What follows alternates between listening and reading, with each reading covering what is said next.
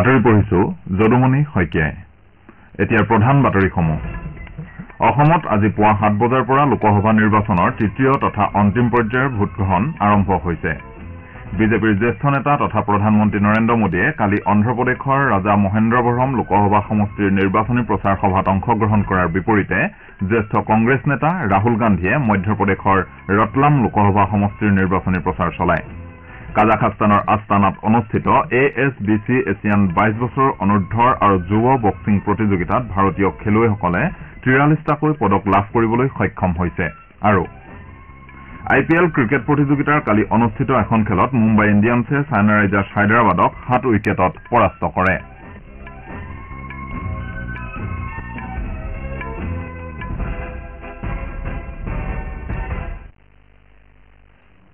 এতিয়া শুনক বিতং বাতৰি। অসমত আজি পুৱা 7 বজাৰ পৰা লোকসভা নিৰ্বাচনৰ তৃতীয় তথা অন্তিম পৰ্যায়ৰ ভোটগ্ৰহণ আৰম্ভ হৈছে। এই পৰ্যায়ত ৰাজ্যখনৰ 4খন আসনৰ বাবে 6গৰাকী মহিলাসহ মুঠ 47 গৰাকী প্ৰাৰ্থীয়ে প্ৰতিদ্বন্দ্বিতা কৰিছে।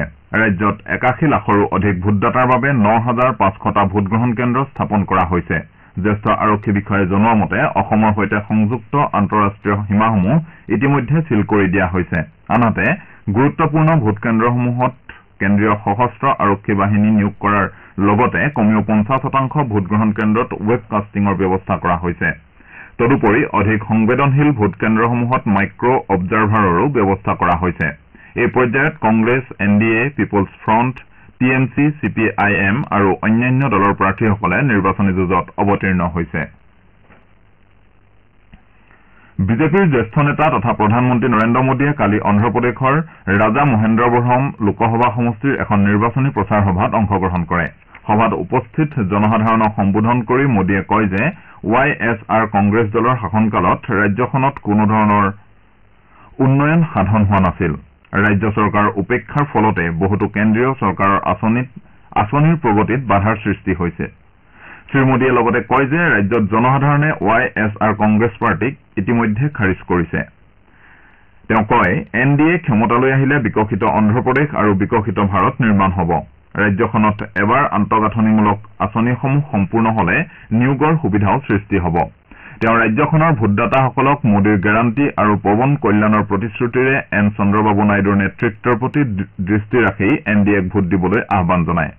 অনুষ্ঠানত অন্ধ্ৰপ্ৰদেশৰ বিজেপিৰ মুৰব্বী তথা সমষ্টিটোৰ দলীয় প্ৰাৰ্থী D পুৰান্দেশ্বৰী, তেলেগু দেশম পাৰ্টীৰ ৰাষ্ট্ৰীয় সাধাৰণ সম্পাদক নাৰা লোকেশ, জনসেনা পাৰ্টীৰ মুৰব্বী K পৱন কল্যাণ আৰু NDAৰ আন নেতাসকল উপস্থিত থাকে। ইফালে জ্যেষ্ঠ কংগ্ৰেছ নেতা ৰাহুল গান্ধীয়ে কালি মধ্যপ্ৰদেশৰ ৰটলাম লোকসভা সমষ্টিৰ জৌবাটত এখন জনসভাক সম্বোধন কৰি এইবাৰৰ লোকসভা নিৰ্বাচনক সংবিধান ৰক্ষাৰ বাবে হোৱা নিৰ্বাচন বুলি অভিহিত কৰে। তেওঁ লগতে বিজেপি আৰু ৰাষ্ট্ৰীয় স্বয়ংসেৱক সংঘই সংবিধানক নিশ্চিহ্ন কৰাৰ যুঁজা চলাই থকাৰ অভিযোগ উত্থাপন কৰে। কংগ্ৰেছ দল শাসনলৈ আহিলে সংৰক্ষণৰ 50% পৰিসীমাক বৃদ্ধি কৰিব বুলিও নেতাগৰাকীয়ে প্ৰকাশ কৰে। জ্যেষ্ঠ বিজেপি নেতা তথা কেন্দ্ৰীয় মন্ত্ৰী অমিত শ্বাহে কালি পশ্চিমবংগৰ বৰ্ধমান দুৰ্গাপুৰ লোকসভা আসনৰ পৰা প্ৰতিদ্বন্দ্বিতা কৰা দলৰ প্ৰাৰ্থী দিলীপ ঘোষৰ হৈ দুৰ্গাপুৰ চহৰৰ তিলক ময়দানত এখন জনসভাত অংশগ্ৰহণ কৰে। শ্ৰীশ্বাহে কয় যে বিজেপি ক্ষমতালৈ আহিলে দুৰ্গাপুৰ ষ্টীল প্লাণ্টক নতুন ৰূপ দিয়া হ'ব আৰু ইউৰিয়া তথা ষ্টীল প্লাণ্টত বিনিয়োগ কৰা হ'ব। তেওঁ তৃণমূল কংগ্ৰেছক সমালোচনা কৰি কয় যে গুণ্ডাৰাজে ঔদ্যোগিক চহৰখনত ধ্বংস কৰি দিছে। তেওঁ লগতে কয় তৃণমূল কংগ্ৰেছ, বামপন্থী দল আৰু কংগ্ৰেছে জম্মু কাশ্মীৰৰ সৈতে জড়িত সংবিধানৰ 370 নম্বৰ অনুচ্ছেদ সমাপ্ত কৰাৰ ক্ষেত্ৰত আপত্তি দৰ্শাইছিল।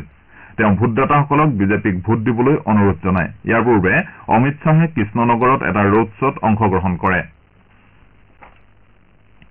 নিৰ্বাচন আয়োগে নিৰ্বাচনী প্ৰচাৰৰ সময়ত দিয়া ভাষণত নিৰ্বাচনী আচৰণবিধি উলংঘা কৰাৰ বাবে অন্ধ্ৰপ্ৰদেশৰ মুখ্যমন্ত্ৰী আৰু YSRCPৰ অধ্যক্ষ YS জগমোহন ৰেড্ডী আৰু TDPৰ মুৰব্বী N চন্দ্ৰবাবু নাইডুক গৰিহণা দিছে। আয়োগে তেওঁলোকক ভৱিষ্যতলৈ এই ক্ষেত্ৰত সাৱধানতা অৱলম্বন কৰিবলৈ নিৰ্দেশ দিয়ে। আয়োগে লগতে কয় যে সকলো ৰাজনৈতিক নেতাই নিৰ্বাচনী আচৰণবিধিৰ নীতি সম্পূৰ্ণৰূপে পালন কৰিব বুলি তেওঁলোকৰ আশা আছে। অন্ধ্ৰপ্ৰদেশৰ মুখ্য নিৰ্বাচনী বিষয়াৰ তথ্যৰ ওপৰত গভীৰভাৱে বিচাৰ কৰাৰ অন্তত আয়োগে এই সিদ্ধান্তত উপনীত হয় যে ৰেড্ডী আৰু নাইডুৱে পৰস্পৰৰ বিৰুদ্ধে মন্তব্য কৰি নিৰ্বাচনী আচৰণবিধি উলংঘা কৰিছে। আপোনালোকে বাতৰি শুনিছে আকাশবাণীৰ পৰা।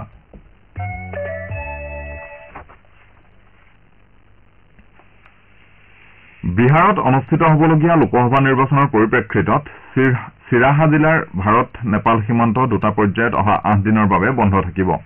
বিহাৰৰ সুপাউলত আজি ভোটগ্ৰহণ অনুষ্ঠিত হোৱাৰ লগতে 20 মেত মধুবনী জিলাত ভোটগ্ৰহণ অনুষ্ঠিত হ'ব। চিৰাহা জিলা প্ৰশাসনে জনাইছে যে প্ৰতিটো ভোটগ্ৰহণৰ দিনৰ 72 ঘণ্টা পূৰ্বে সীমান্তৰ প্ৰৱেশ পথসমূহ বন্ধ কৰি দিয়া হ'ব। সেই অনুসৰি প্ৰথম পৰ্যায়ত শনিবাৰে মাজনিশাৰ পৰা 7 মেলৈ আৰু দ্বিতীয় পৰ্যায়ত 17 মেৰ মাজনিশাৰ পৰা 20 মেলৈকে এই প্ৰৱেশ পথসমূহ বন্ধ থাকিব। লোকসভা নিৰ্বাচনৰ সপ্তম তথা অন্তিম পৰ্যায়ৰ বাবে কালি অধিসূচনা জাৰি কৰা হয়। এই পৰ্যায়ত 7খন ৰাজ্য আৰু এটা কেন্দ্ৰীয় শাসিত অঞ্চলৰ 57খন লোকসভা আসনৰ বাবে নিৰ্বাচন অনুষ্ঠিত হ'ব। এই পৰ্যায়ত উত্তৰ প্ৰদেশ আৰু পাঞ্জাৱৰ 13খনকৈ, পশ্চিমবংগৰ 9খন, বিহাৰৰ 8খন, ওড়িশাৰ 6খন, হিমাচল প্ৰদেশৰ 4খন, ঝাৰখণ্ডৰ 3খন আৰু কেন্দ্ৰীয় শাসিত অঞ্চল চণ্ডীগড়ৰ 1খন আসনৰ বাবে নিৰ্বাচন অনুষ্ঠিত হ'ব। এই পৰ্যায়ৰ বাবে মনোনয়ন দাখিলৰ অন্তিম দিন হৈছে 14 মে। 1 জুনত সপ্তম পৰ্যায়ৰ নিৰ্বাচন অনুষ্ঠিত হ'ব। IPL ক্ৰিকেট প্ৰতিযোগিতাৰ কালি অনুষ্ঠিত এখন খেলত মুম্বাই ইণ্ডিয়ানছে ছানৰাইজাৰ্ছ হায়দৰাবাদক 7 উইকেটত পৰাস্ত কৰে। মুম্বাইৰ ৱাংখেড়ে ষ্টেডিয়ামত অনুষ্ঠিত খেলখনত ঘৰুৱা দলটোৱে আৰম্ভণিতেই 3টা উইকেট হেৰুৱাইছিল যদিও সূৰ্যকুমাৰ যাদৱৰ অপৰাজিত শতকৰ সহায়ত দলটোৱে 17 অভাৰ 2টা বলত 174 ৰানৰ লক্ষ্য সফলতাৰে অতিক্ৰম কৰে। খেলখনৰ শ্ৰেষ্ঠ খেলুৱৈ হিচাপে নিৰ্বাচিত হোৱা যাদৱে 51টা বলত 102 ৰান সংগ্ৰহ কৰি আউট নোহোৱাকৈ থাকে। ইয়াৰ পূৰ্বে প্ৰথমে বেট ধৰি ছানৰাইজাৰ্ছে 20 অভাৰত 8টা উইকেট হেৰুৱাই মুঠ 173 ৰান সংগ্ৰহ কৰিছিল। দলৰ হৈ অপেনাৰ ট্ৰেভিছ হেডে 30টা বলত 48 ৰান সংগ্ৰহ কৰে। আনহাতে মুম্বাইৰ হৈ অধিনায়ক হাৰ্দিক পাণ্ডিয়া আৰু পীয়ুষ চাওলাই 3টাকৈ উইকেট দখল কৰে। এই পৰাজয়ৰ পিছত হায়দৰাবাদ পইণ্ট তালিকাৰ 4ৰ্থ স্থানত থকাৰ বিপৰীতে মুম্বাই ইণ্ডিয়ানছ এই জয়েৰে তালিকাৰ 9ম স্থানলৈ উন্নীত হয়। আজি দিল্লীৰ অৰুণ জেটলী ষ্টেডিয়ামত অনুষ্ঠিত হ'বলগীয়া আন এখন খেলত ৰাজস্থান ৰয়েলছ দিল্লী কেপিটেলছৰ মুখামুখি হ'ব। বৰ্তমান পইণ্ট তালিকাত ৰাজস্থান 2য় স্থানত থকাৰ বিপৰীতে দিল্লী 6ষ্ঠ স্থানত আছে। কাজাখাস্তানৰ আস্তানাত অনুষ্ঠিত ASBC এছিয়ান 22 বছৰৰ অনূৰ্ধ্ব আৰু যুৱ বক্সিং প্ৰতিযোগিতাত ভাৰতীয় খেলুৱৈসকলে 43টাকৈ পদক লাভ কৰিবলৈ সক্ষম হৈছে। 24খনতকৈও অধিক দেশৰ খেলুৱৈয়ে অংশগ্ৰহণ কৰা প্ৰতিযোগিতাখনত ভাৰতে যুৱ শাখাত 22টা আৰু 22 বছৰ অনূৰ্ধ্বত 21টা পদক লাভ কৰি দেশলৈ সুনাম কঢ়িয়াই আনিছে। যুৱ শাখাত কালি ভাৰতীয় বক্সাৰসকলে 5টা সোণৰ, 9টা ৰূপৰ আৰু 8টা ব্ৰঞ্জৰ পদক লাভ কৰে। পুৰুষৰ 48 কেজি ফাইনেলত ভাৰতৰ ব্ৰিজেছে তাজিকিস্তানৰ মুমিনোভ মুইনখুটজাৰ বিৰুদ্ধে 5-0 ফলাফলত জয়লাভ কৰি প্ৰতিযোগিতাৰ প্ৰথমটো সোণৰ পদক অৰ্জন কৰে।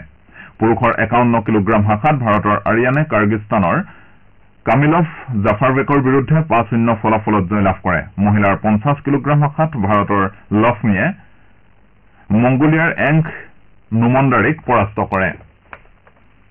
ইয়াৰ পিছতে বৰ্তমানৰ জুনিয়ৰ বিশ্ব চেম্পিয়ন নিচাই কাজাখাস্তানৰ অটিনবাই বাগঝানৰ বিৰুদ্ধে 5-0 ফলাফলত জয়ী হৈ 52 কিলোগ্ৰাম শাখাত ভাৰতৰ হৈ 5মটো সোণৰ পদক লাভ কৰে।